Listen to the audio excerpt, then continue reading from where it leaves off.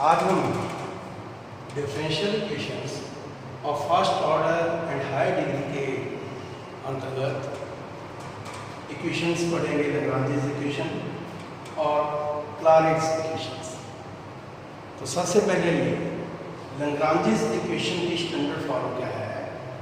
Lagrange's equations is y = x gp plus fp, जहाँ gp और fp कोई p के फंक्शंस हैं।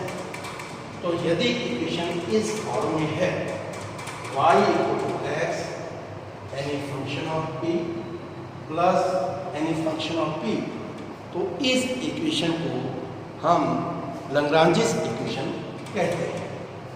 और इसका स्पेशल केस जो कि बहुत इम्पॉर्टेंट है कि यदि हम फंक्शन gp = p लें, मानिए कि फंक्शन जो p का है gp उसको p ही लें, तो इक्वेशन फर्स्ट की फॉर्म हो जाएगी y = xp plus fg means function of p।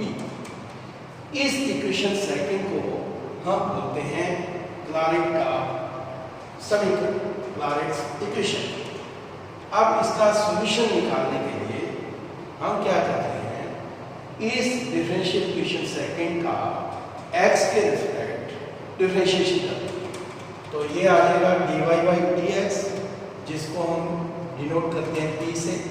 तो dy/dx मीन्स p, फिर p कांस्टेंट, x का x के रिस्पेक्ट डिफरेंशिएशन 1, फिर x कांस्टेंट, p का differentiation dp/dx plus f dash means f dash का डिफरेंशिएशन f का differentiation with respect to p, और फिर p का differentiation with respect to x।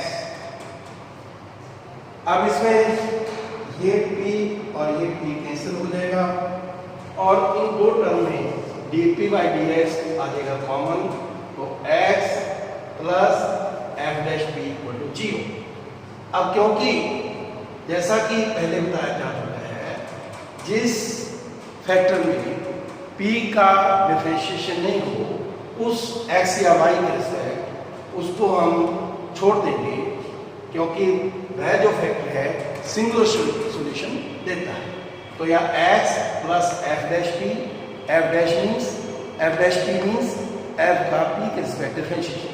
तो इस टर्म में कहीं भी p का x या y के रिस्पेक्ट डिफरेंशिएशन नहीं है, तो इस टर्म को हम इग्नोर कर देते हैं। तो हमारे पास आ जाता है dp/dx = 0 मीन्स dp = 0। अब इसका इंटीग्रेशन कर देते हैं, तो ये आ जाएगा p = c, यानी p का मान हमारे पास आया c।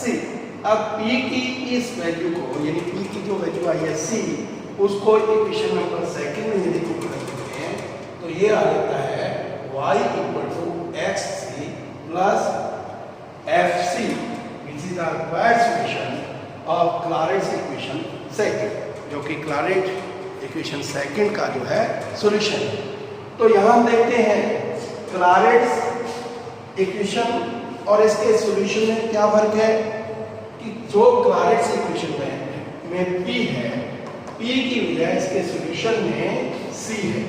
तो यहाँ y = fp था, तो यहाँ xc है, प्लस fp है, तो यहाँ fc है। तो यदि कोई इक्वेशन क्लारेंट फॉर्म में बन जाए तो उसका सॉल्यूशन क्या होगा, p की जगह हम c पुट कर देंगे।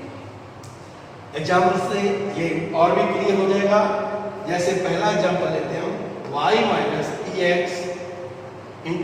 - 1 = 0। तो यहाँ से y - p = आ जाएगा p/p - 1, जो कि क्लारेंट इक्वेशन है, क्योंकि y = px प्लस p/p - 1। तो इसको आप यूं भी लिख सकते हैं, y = px plus p by e minus 1, इसको चाहे आप इक्वेशन नंबर फर्स्ट करें, which is Clairaut's equation. So its solution is, अब इसका सॉल्यूशन क्या होगा कि हम p की जगह c पुट कर देंगे, तो सॉल्यूशन आ जाएगा y equal to cx plus c by c minus 1, तो which is where c is any constant. अब इसी तरह second example x minus a into P square plus x minus y into P minus Y equal to 0. अब हम इसमें x वाली term एक साथ कलेक्ट कर लेते हैं और y वाली एक साथ. तो y वाली दो टर्म्स हैं, एक तो ये है y माइनस पी और दूसरा है माइनस वाई. तो दोनों में से y कॉमन ले लेते हैं, तो यहाँ बचेगा 1, यहाँ बचेगा p, तो minus Y into 1 plus P. फिर x वाली टर्म कलेक्ट कर लेते हैं, तो ये x वाली टर्म एक ये है, एक ये है. तो ये x वाली टर्म है x पी स्क्वायर और ये x वाली टर्म है x पी.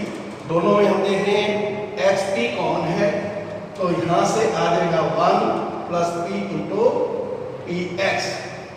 सिर्फ p वाली टर्म एक ही है, माइनस ए पी स्क्वायर, उसको राइट हैंड साइड में ले गए, तो is equal to a p square.